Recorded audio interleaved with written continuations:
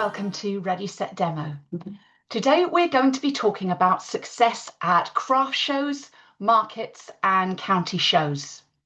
Have you ever done a craft show or a vendor fair to promote your Stampin' Up business and been disappointed with the results?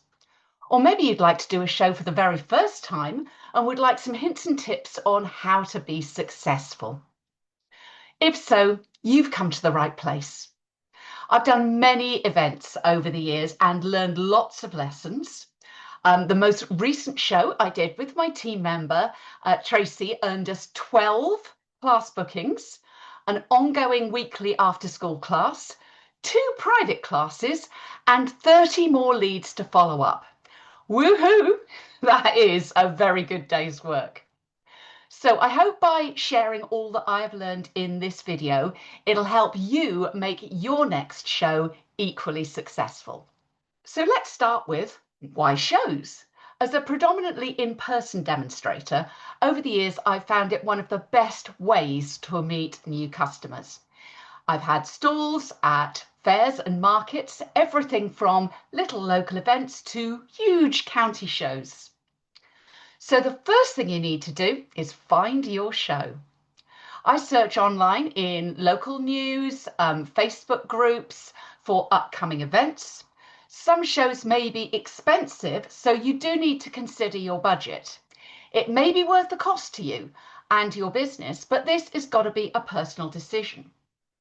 If you work with a fellow demonstrator or two, you can share the cost, and I'll come on to that a little bit more later, but just to say, as most of my events over the past few years have been done with my team member, friend and fellow demo, Tracy McDonnell.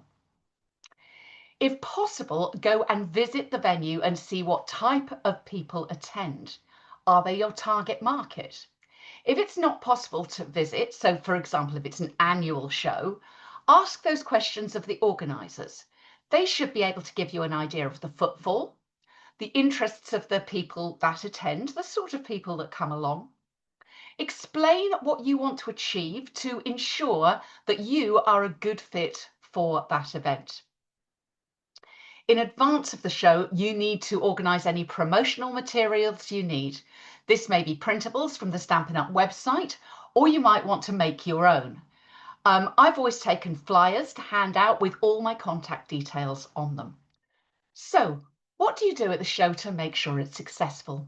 Make your stand attractive with samples of projects from recent classes and lots of colour. Make it clear what you're offering with signage and notices. Now, we're talking about successful, but we haven't actually discussed what does successful mean. It could be different things for different demonstrators. What outcome do you want to achieve?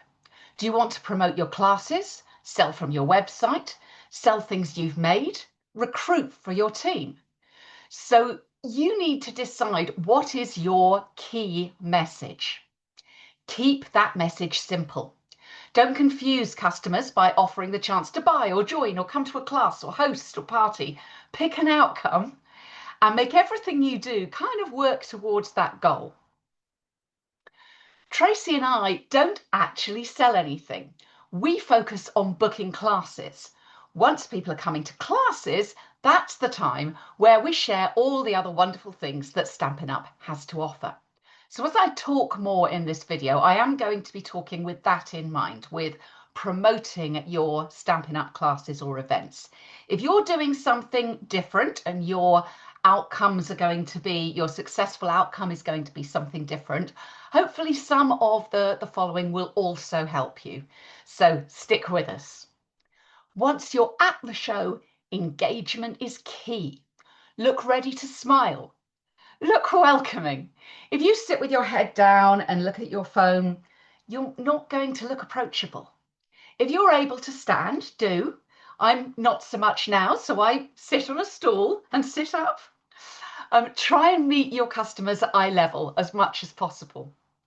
It can be uncomfortable talking to people at first, but break through that barrier by practicing. You can practice with your friend first, but just get out there, talk to the first person, and by the time you're 10 minutes in, you'll be a pro. Engage with everyone that comes to your stall. Catch their eye and talk to them. Demonstrate a simple project. Offer the chance for them to stamp a tag. When people see and try stamping, they realise this is something they can do. When they're standing and watching your short demonstration, passers-by are going to notice. They're going to come over and see what they're missing out on. Make it fun. We try to get people laughing, both at shows and at class. So if people are having a good time, they're going to want to come back and stamp with us again. So I did mention that I work with my fellow demonstrator and friend, Tracy, and this is why we do that. It really helps to work with a friend. It's so much easier with two of you. You can engage more than one person at a time. You can laugh and joke more easily together. Also, you never need to leave your stand unattended if one of you needs to nip to the bathroom. At the end of the day, when you're tired, you sometimes forget what you're going to say, and the other demo can jump in and say it for you. It is important, though, to agree in advance how you're going to split the bookings and leads. It may be by geography. It may be by the dates and times of your upcoming classes. Those are different. It may be split them straight down the middle. But do work it out in advance. If you aren't lucky enough to have a fellow demo to work with, ask a family member or even a class customer to come and help you out. Now for getting those bookings. If you are taking bookings for classes on the day, make sure you have multiple class dates to offer. If you only have one day and they can't come on that day, you've kind of half lost them already. Have your diaries ready. We want people to book right away. What we tend to offer is a half-price class if they book there and then. Sometimes people will say they need to check their calendar, but tell them they can still have the half-price class if they book now, and then they can check their diary when they get home and reschedule if needed. Take full contact details with permission. And even if they don't book once right away, you can follow up once you get home. So let's get real. Is this an easy way to find customers? I'm going to be honest with you. Be prepared for some hard work. Doing shows is active, not passive. But you will find customers, and it also can be a lot of fun. Not everyone will love what we do. When people pass by and show no interest, we let it go. Don't take rejection personally. Be yourself and show how much fun people will have if they come and stamp with you. Not all shows are super successful, but finding just one new customer may be hugely positive on your business. Occasionally, we have done a show where we haven't taken a booking, but we always give out flyers and we chat to people, and sometimes they will get back to us after the event. On the other hand, sometimes we have come away with many bookings and leads from a single show. If we go home with our faces aching from smiling and our voices hoarse, we know we've had a good day. But is it all over when the show ends? Absolutely not. It's essential to follow up within 2 days of the show. Contact people while they still remember you. Failing to do so may mean you miss out. Confirm class dates and arrangements with those that have booked. And for those who didn't, follow up with another offer.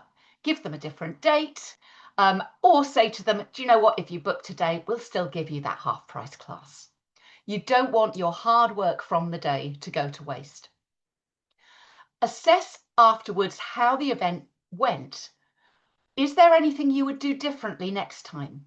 Do make a note of those things, because we found that we forget, and then at the next show we've gone, oh, we were going to do this. So do write it down. Outreach of these events can be really powerful. So try different kinds of events: fairs, craft shows, indoor, outdoor markets, vendor fairs. See what works for you in your location. It can be a powerful tool in growing our businesses. Once people come along, and then maybe when they come and experience a Stampin' Up class, they usually continue to come and become more involved, and shows are a great way to invite them in. If a show's not for you, I've got a video linked below showing over 30 ways to promote your Stampin' Up business. So head over there if that sounds interesting. But if a show sounds like the way to go for you, remember, do your research. Decide on your key outcome and work towards that. Make a pretty stand. Engage with everyone. And don't forget to follow up afterwards. So go for it. Now's the time to plan your next event. I believe in you.